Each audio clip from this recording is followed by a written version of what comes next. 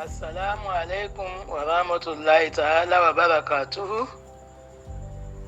A'udhu billahi minash shaitani rajim. Bismillahir rahmanir rahim. Alhamdulillahi rabbil alamin wassalatu wassalamu ala sayyidina Muhammad an-nabiyil ummi wa ala alihi wa ashabihi wa sallam. Amen. May the perfect peace of Almighty Allah and His blessings reside on our holy Prophet Muhammad sallallahu alaihi wasallam, and may the same message of peace and greetings be upon every one of you, my listeners, as we say Jum'atun Mubarak, congratulating ourselves on this auspicious day of Jum'ah. The day of Jum'ah is a day of Eid in Islam, a small festival day wherein blessings of Almighty Allah descends upon all and sundry. Ya Allah, we ask you to make us beneficiaries of today's blessing as it descends from the heavens to the heart. Today, as with our previous discussions, we have been looking at sayings of Holy Prophet Muhammad sallallahu alaihi wasallam, our role model, the one that is worthy of praise, the one that is praised in the heavens and in the heart, the one in which was born this very auspicious month of Rabiul Awwal, the Prophet of mercy, the one that is the beloved of Almighty Allah, the one that Almighty Allah has entrusted with the message of truth, so that this message may prevail over the entire universe, and it may prevail over other religions, because this is from Almighty Allah. It is a truth from Him. There is no doubt in it. We are looking at some of His sayings because He's our role model. He is the best model of conduct that Almighty Allah has given to mankind, and it is our responsibility to continually listen to His words of wisdom, His words full of admonition and guidance and blessing, so that we may learn one or two things and by it improve our own level of character and moral levels.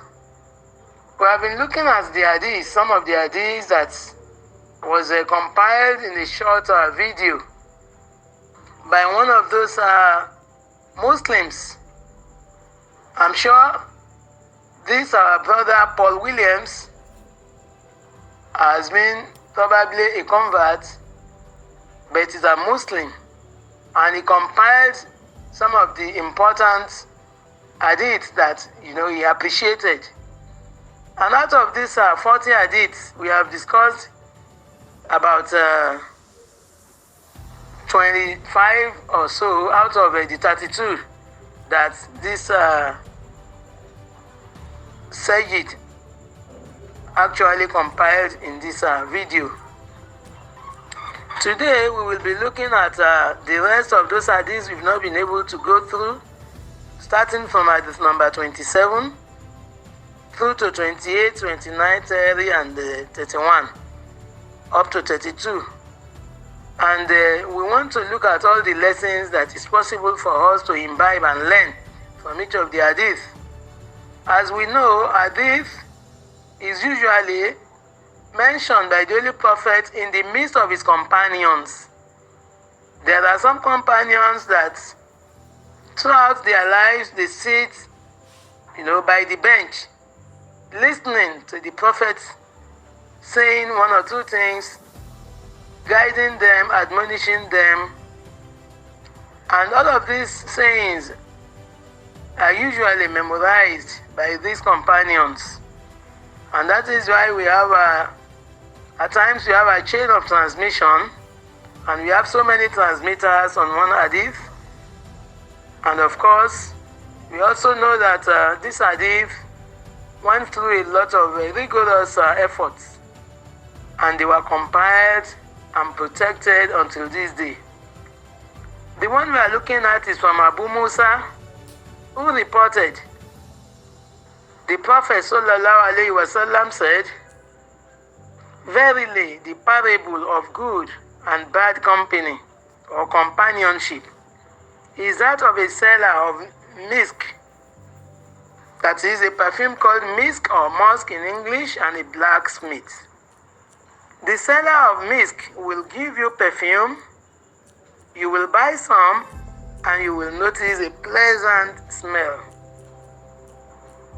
And that is why in one of the songs they mentioned that you can appreciate a lot of smell, but the one that smells like misk, has no equal.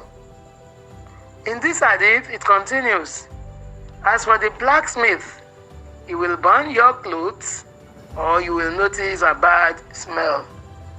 Now, the Holy Prophet has brought analogy of two different things that brings something along with it, just to demonstrate how companions that we keep rubs off on us. If we keep good company of people, the goodness in those people rub into us, our own goodness rub into them. And when we keep evil company, the same thing happens. And the first one is company that is good. Just like a beautiful perfume of misk, when you spray misk a little bit or you go to where you are going to buy, the mere handling of that perfume, you will immediately feel a pleasant smell. You are endeared to even wanting to have that perfume. Fakamti bin yafuhu wala kamiskin. That is what a singer, a poet said. That there are so many perfumes that you cannot, the one that is called misk is ahead of all of them. Fakamin toirin yatiru wala kabash.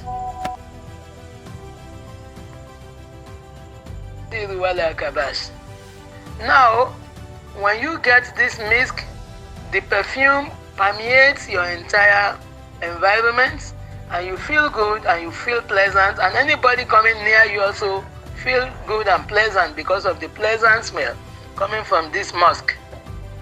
Now, the other example is when you go to a blacksmith. A blacksmith, you are not doing anything with him, you are just within his vicinity. You will realize that in the process of his blacksmith work, your clothes will either get burnt, or you will notice a very foul, bad smell coming from that work of the blacksmith. And this is exactly the issue in life. Let us be careful the kind of company we keep. Let us be careful the kind of people that surrounds us, because they say birds of the same feather flocks together. Whoever you decide to keep as your own friend, your companion, you flock together.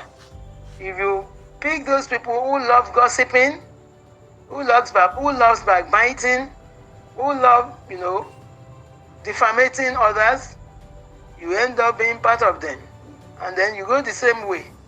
But if you love people who sit in the company of the knowledgeable ones, who sit among those people that Almighty Allah is endowed with wisdom, and you listen to them and you imbibe their ways and you try and copy them, then you will be like them. And that is why it is essential. In this hadith, the Prophet is telling us to pick right in terms of our company. When we want to keep the company of our people, let us keep the company of those who are pious, the company of those who fear Allah, the company of those who remember the hereafter, the company of those who know they are going to meet their Lord one day. And let us work together to become better human beings day in, day out, as long as we have the opportunity of our life. This is the lessons we should reflect on this hadith. Inshallah, we are looking at another one now.